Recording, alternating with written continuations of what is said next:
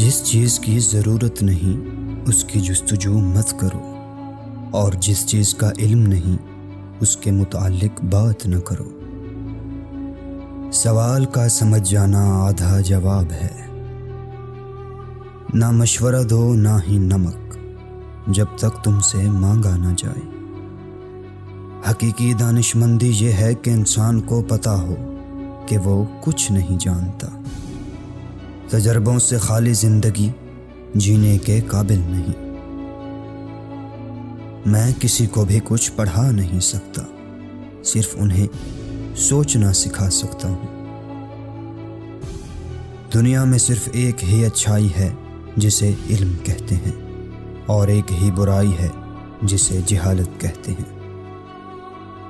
جب بھی کسی سے ملو تو مہربانی سے پیش آؤ، کیونکہ ہر بندہ اپنے حصے کی جنگ لڑ رہا ہے۔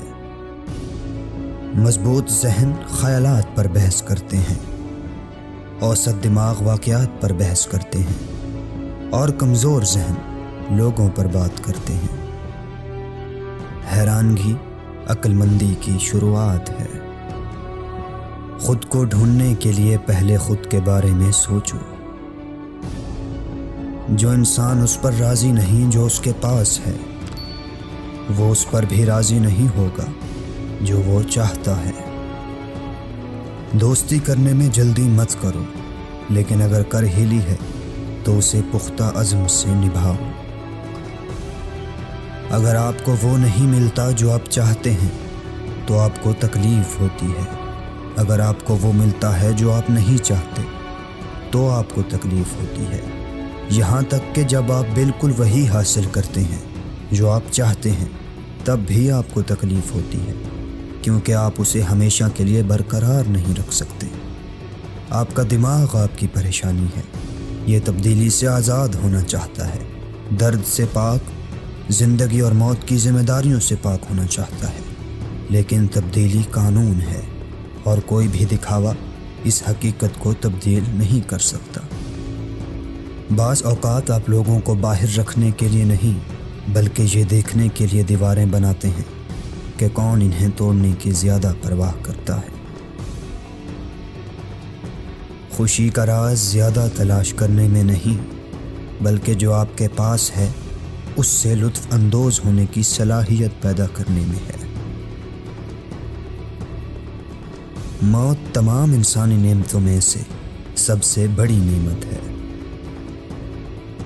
اپنا وقت دوسرے انسانوں کی تحریر کے ذریعے اپنے آپ کو بہتر بنانے میں لگاؤ، تاکہ تم آسانی سے اس چیز کو حاصل کر سکو جس کے لیے دوسروں نے سخت محنت کی ہے۔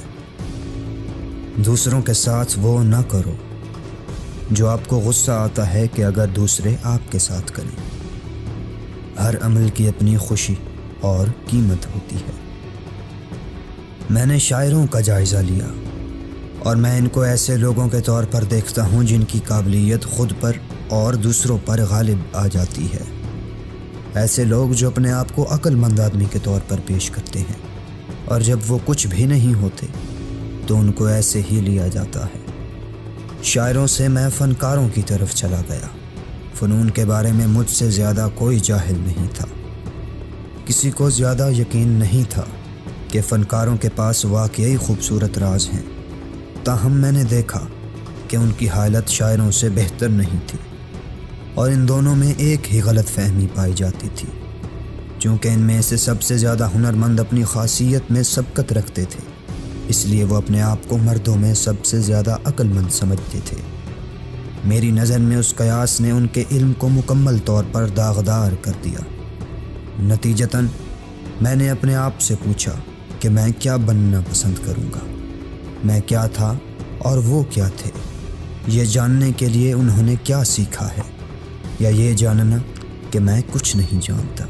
میں نے اپنے آپ کو جواب دیا اور کہا، میں وہی رہنا چاہتا ہوں جو میں ہوں۔ علم کو مال پر ترجیح دو، کیونکہ ایک عارضی ہے اور دوسرا دائمی۔